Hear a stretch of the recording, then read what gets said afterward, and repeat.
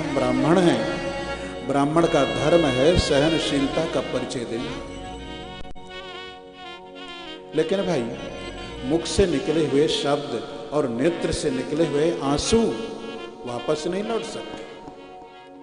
हाथी के दांत बाहर निकले तो निकले, वो भीतर वापस नहीं हो सकते। ऐसे ही नेत्र से आंसू निकले तो निकले, वापस जाएं कोई तरीका नहीं। ऐसे ही जो शब्द निकलते हैं वापस नहीं हो सकते।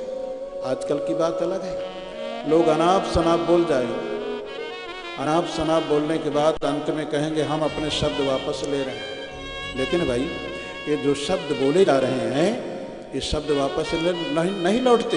ये शब्द आकाश में स्थिर हो जाते हैं, शब्द का विनाश नहीं होता। जहाँ पर जो शब्द बोले जाते हैं वहाँ के वायुमंडल में वो शब्द स्थित हो जाते हैं।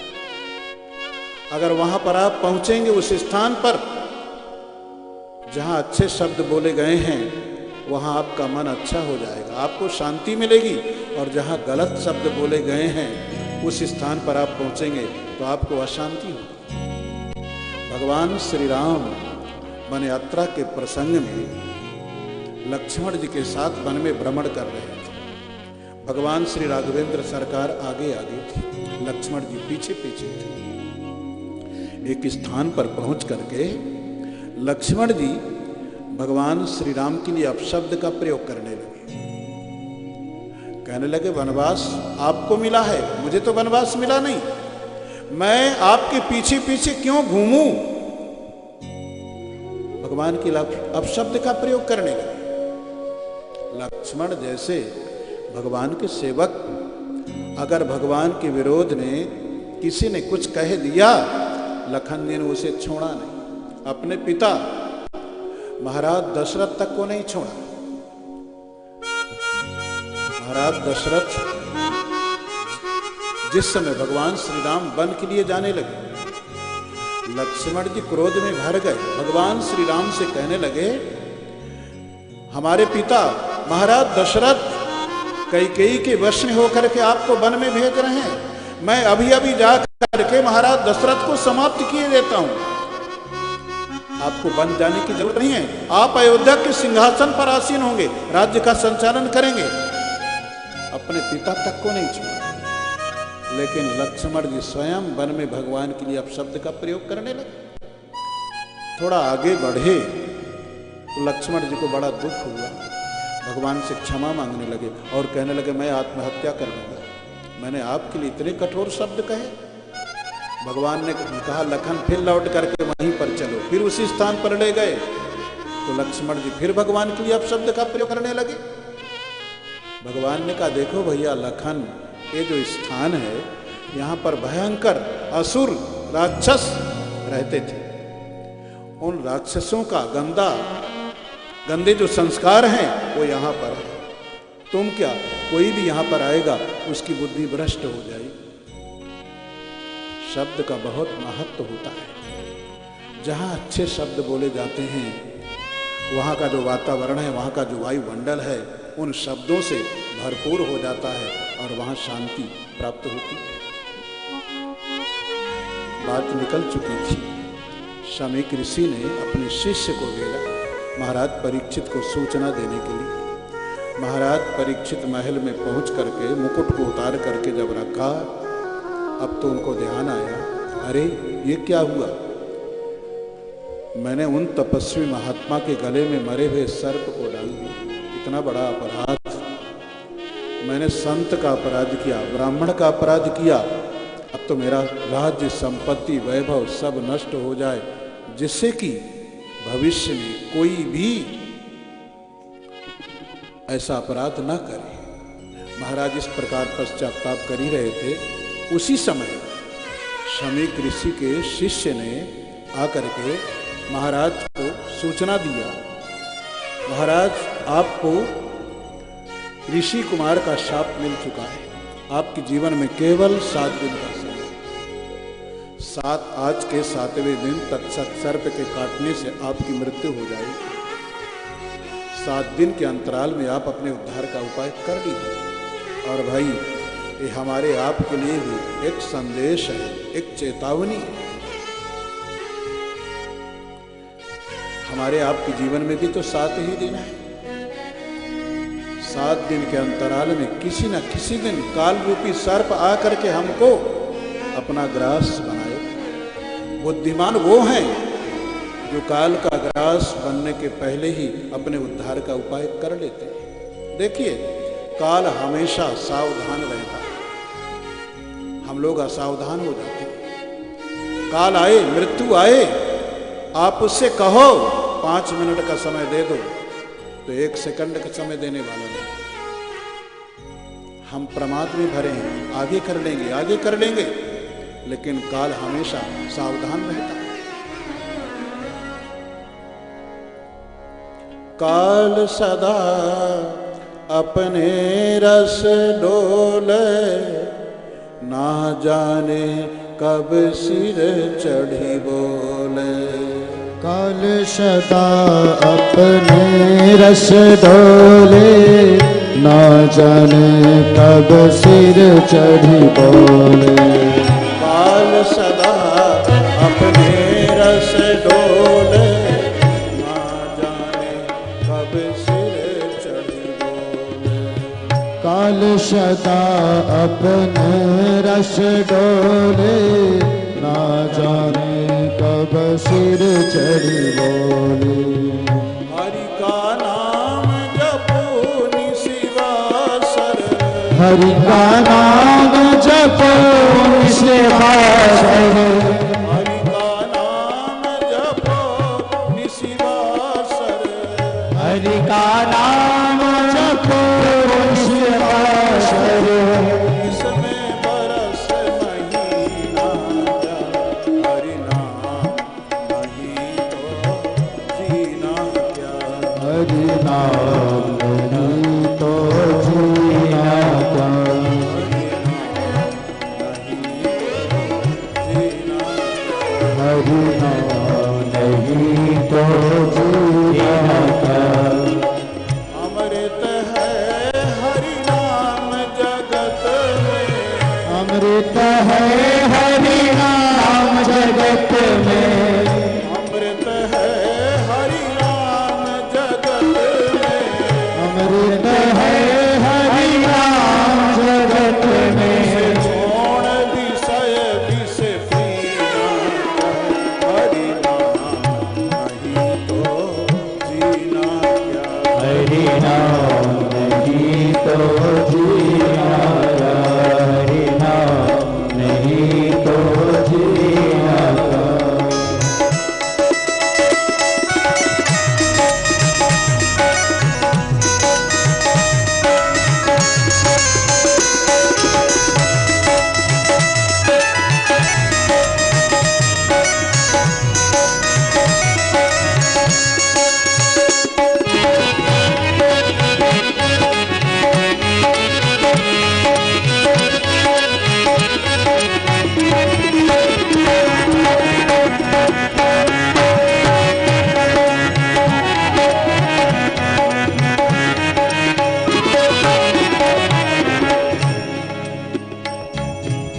तीर्थ है हरि नाम हमारा, फिर क्यों फिरता मारा।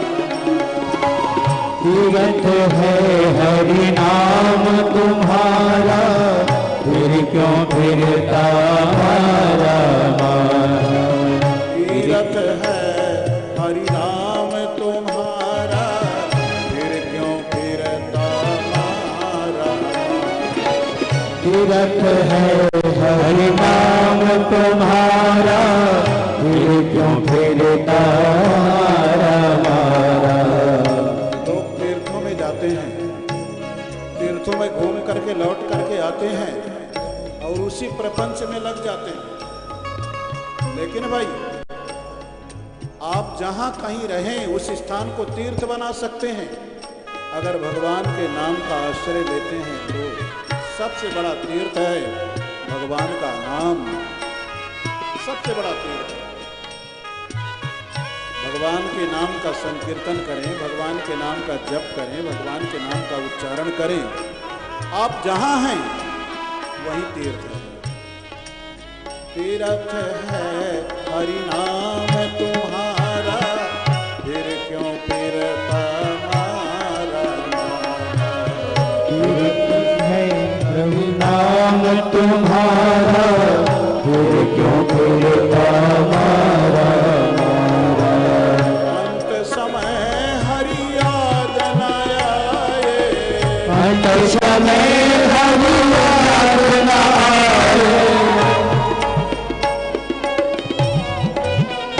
अंत समय हरि यातना फिर काशी और मदीना क्या नहीं तो जीना, हरि नाम नहीं तो जीना क्या।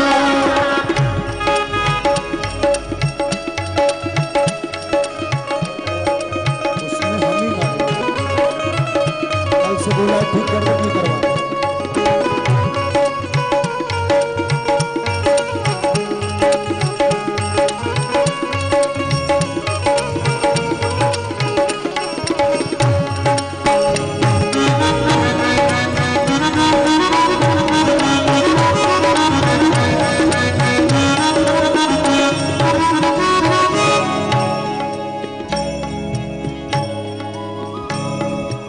भूषण से सब अंग सजाया, जिह्वा से हरि नाम लगाया। भूषण से सब अंग सजाया, जीवा से हरि नाम गाया। ये आखिरी पंक्ति आप लोगों के लिए है, माताओं के लिए है। भूषण से सब अंग सजाया, जिह्वा से हरि नाम लगाया। भूषण से सब अंग सजाया, रसना से हरि नाम लगाया।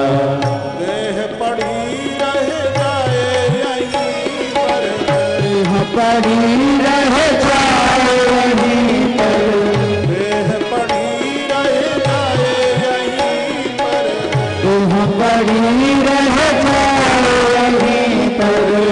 नल और नगीना क्या हरि नाम हरि नाम नहीं तो जीना क्या। अमृत है हरि नाम जगत में, हरि नाम जगत में, अमृत है हरि नाम जगत में।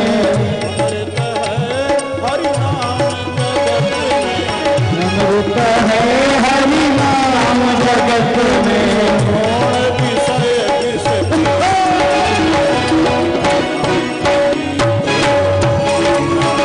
हरि नाम नहीं तो जीना क्या। हरि नाम नहीं तो जीना क्या। हरि नाम नहीं तो जीना क्या। काल हमेशा सावधान रहता, हम लोग असावधान रहते हैं। ये हमारे आपके लिए एक संदेश है। 7 दिन के अंतराल में किसी न किसी दिन काल रूपी सर्प हमको अपना ग्रास बनाएगा, इसलिए पहले से तैयारी कर लेनी चाहिए। महाराज परीक्षित को सुन करके वैराग्य हुआ, अपने पुत्र जनमेजय को राजा बनाया और राजपाट का परित्याग करके महाराज निकल पड़े। भगवती गंगा के पावन तट पर गए। मां गंगा के चरणों में महाराज साष्टांग प्रणाम करते हैं। चारों तरफ ये समाचार फैला, हाहाकार मच गया। लोग कहने लगे युवावस्था में ही इतने बड़े सम्राट के पद का त्याग करके महाराज वैराग्य को धारण करके भगवती गंगा के पावन तट पर जाकर के क्यों बैठे। बहुत से ऋषि मुनि अपने अपने आश्रमों को छोड़ करके गंगा के तट पर महाराज परीक्षित को दर्शन देने के लिए गए। महाराज ऋषि मुनियों की चरण वंदना करके निवेदन करते, मेरी मृत्यु अत्यंत नजदीक है, मुझे बताइए क्या करना चाहिए। कोई महात्मा कहने लगे आप तीर्थ यात्रा करो, किसी ने कहा आप व्रत उपवास करो, किसी ने कहा आप यज्ञादि सत्कर्म करो। लेकिन महाराज परीक्षित कुछ निर्णय नहीं कर पा रहे। तब तक सामने की तरफ देखा,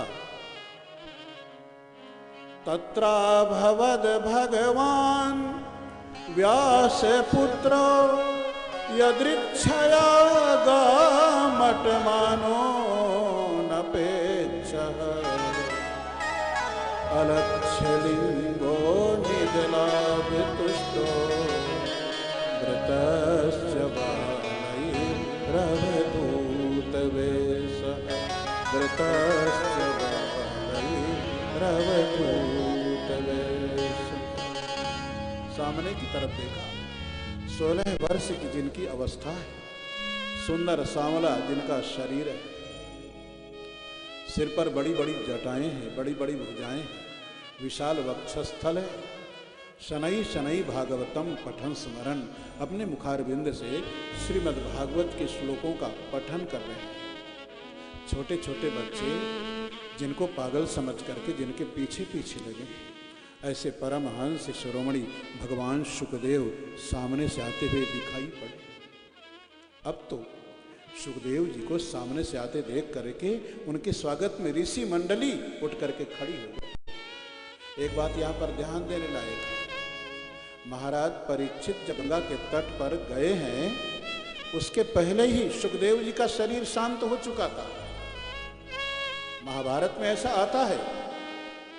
तो जब पहले ही शुकदेव जी का शरीर शांत हो चुका था, तो आज गंगा के तट पर महाराज के सामने शुकदेव जी कहां से आ गए?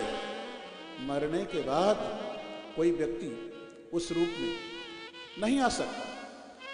तो यहां पर जो श्लोक है उसका अर्थ करते हैं, तत्राभवद भगवान व्यासपुत्र तत्र गंगा तटे भगवान श्री कृष्ण एवं व्यासपुत्र शुकः अभवत्। भगवती गंगा के इस पावन तट पर अपने भक्त परीक्षित महाराज का उद्धार करने के लिए परमात्मा श्री कृष्ण चंद्र ही भगवान शुकदेव के रूप में प्रकट हो गए। अश्वत्थामा ने जिस समय ब्रह्मास्त्र का प्रहार करके मां के गर्भ में महाराज को समाप्त करना चाहा था, उस ब्रह्मास्त्र से अपने भक्त परीक्षित की रक्षा किया था भगवान ने मां के गर्भ में प्रकट हो करके। और आज महाराज के सामने ये जो दूसरा ब्रह्मास्त्र है, अरे भाई ब्राह्मण का शाप भी तो ब्रह्मास्त्र है, ब्राह्मण का अस्त्र है। इस दूसरे ब्रह्मास्त्र से अपने भक्त की रक्षा करने के लिए भगवान कृष्ण ही शुकदेव के रूप में प्रकट हो गए। अब तो महाराज की प्रसन्नता का क्या कहना, आगे बढ़े ऋषि मुनि सब के सब भगवान शुकदेव की चरण वंदना करते। महाराज परीक्षित की प्रसन्नता का क्या कहना, आगे बढ़े शुकदेव भगवान के चरणों में प्रणाम करते, ससम्मान उनको ला करके वहाँ गंगा के तट पर कोई आसन की व्यवस्था तो नहीं है, तो बालू का ऊंचा सा आसन बनाया, उस पर कुश का आसन बिछाया, शुकदेव जी को विराजमान कर दिया। गंगा जल के द्वारा महाराज ने उनके चरणों का प्रक्षालन किया, चरणोदक को अपने मस्तक पर धारण किया, साष्टांग प्रणाम किया और महाराज परीक्षित निवेदन करने लगे, अहो अद्य वयं ब्रह्मन्